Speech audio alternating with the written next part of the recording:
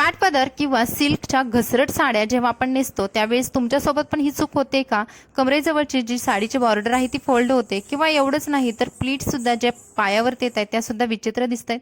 त्याऐवजी तुम्हाला अशा पद्धतीने जर छान अशी बॉर्डर फोल्ड न होता, लूज न होता, कमरेजवळचा भाग व्यवस्थित येण्यासाठी साडी कशी नेसायची आणि ती अगदी कमी वेळामध्ये तुम्ही घाईमध्ये असो किंवा तुमच्याकडे वेळ असतो त्यावेळी सुद्धा तुम्ही एकदम ही ट्रिक वापरून साडी व्यवस्थित नेसू शकता.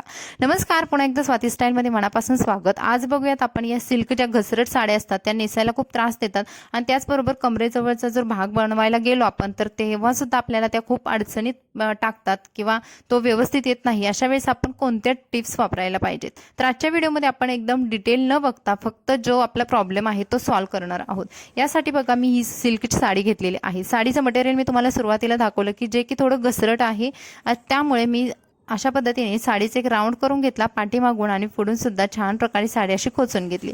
आता साडी कॉटनची असू द्या किंवा काठपदर असू द्या कोणत्याही प्रकारची तुम्हाला अगदी व्यवस्थित साडी खोचायची आहे. कुठेही चुरगळल्यासारखा किंवा लूज झालेला भाग ठेवायचा नाही. त्यानंतर पदर आपण घ्यायचा आणि पदराच्या प्लीट्स करून घ्यायच्या, म्हणजेच पदराच्या ज्या निऱ्या करतो तर त्या घ्यायच्या. तर आता सर्वात मोठी जी प्लीट आहे जी की माझ्या डाव्या हातामध्ये तुम्ही बघितली असेल तर ती खूप मोठी बनवायची आहे. म्हणजे इतर प्लीट्सपेक्षा निदान अर्धा सेंटीमीटर किंवा 1 सेंटीमीटर तर तुम्हाला मोठी बनवायची आहे.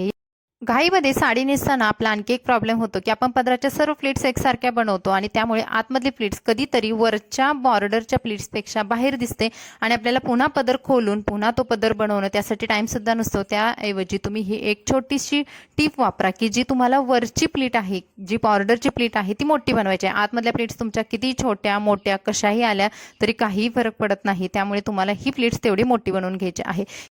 पदराच्या खालच्या साईडला एक पिन लावली आणि त्यानंतर हा पदर मी ब्लाऊज सोबत सिक्युअर करून घेणार आहे.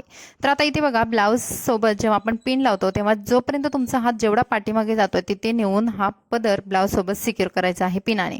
त्यानंतर या सर्व प्लीट्स आहेत त्या छान अशा वेगळ्या करून घ्यायच्या, सेपरेट करून घ्यायच्या. प्रत्येक प्लीट छान दिसली पाहिजे.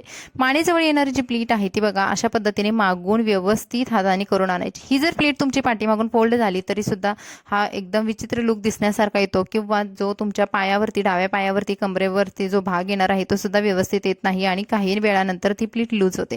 तर तुम्ही ही जर चूक करत असाल तर ही टाळा. तर तुम्हाला बघा काय करायचं आहे, इथे तुमचा कमरेजवळची बॉर्डर लूज होऊ नये यासाठी तुम्हाला एक पिन घ्यायचे आहे आणि आपल्या बरोबर सेंटरला असा जो कमरेजवळचा भाग घेऊन बॉर्डरचं जे टोक आहे तिथे आपल्याला अशा पद्धतीने एका पिनाने सिक्युअर करायचं आहे. आता ही पिन लावताना तुम्हाला पेटीकोट सोबत साडी सोबत लावायची आहे. आता बघा हे झाल्यानंतर तुम्हाला अशा उजव्या पायापर्यंत जेवढा साडीच्या बॉर्डरचा भाग येतोय तो भाग सोडायचा आणि तिथून तुम्हाला प्लीट्स करायच्या.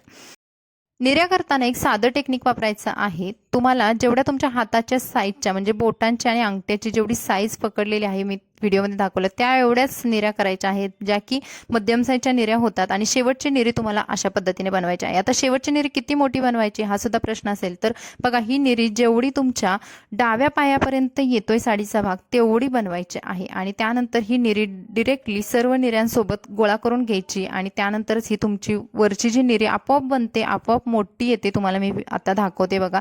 बघा ही निरी केवढी मोठी आलेली आहे. म्हणजे तुमचा उजव्या साईडला जेवढा साडीचा भाग एक्स्ट्रा उरला होता तो आपोआप इथे व्यवस्थित झालेला आहे.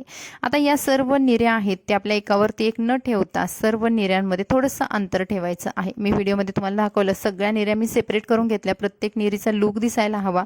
त्यानंतर ह्या सर्व निऱ्या एका मोठ्या पिनने आडवी पिन लावून सिक्युअर करून घेतलेल्या आहेत.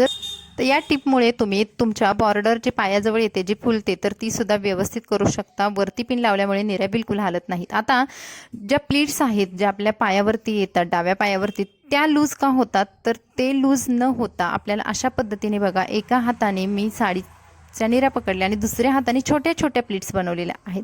अगदी ह्या छोट्या प्लीट्स आहेत त्या तुम्हाला थोड्याशा खेचून बनवायच्या आहेत म्हणजे जे की तुमच्या निऱ्या लूज होणार नाहीत आणि अगदी छोटा छोटा भाग पकडायचा आहे. आपण एक मध्यंतरी पिन लावली होती त्यामुळे वरचा भाग सुद्धा हलत नाहीये आणि ह्या छोट्या प्लीट्ससाठी आपण दुसरी पिन लावतोय त्यामुळे तो सुद्धा भाग हलत नाहीये. म्हणजे तुमच्या साडीचं जे मेन प्रॉब्लेम होतं जे की टेन्शन होतं तर ते इथे आपोआप दूर होतं कारण इथे आपण 2 पिन्स लावून कमरेजवळचा भाग अगदी सिक्युअर केलेला आहे. आता इथे निऱ्या सुद्धा सिक्युअर केल्यामुळे निऱ्या सुद्धा हलत नाहीयेत.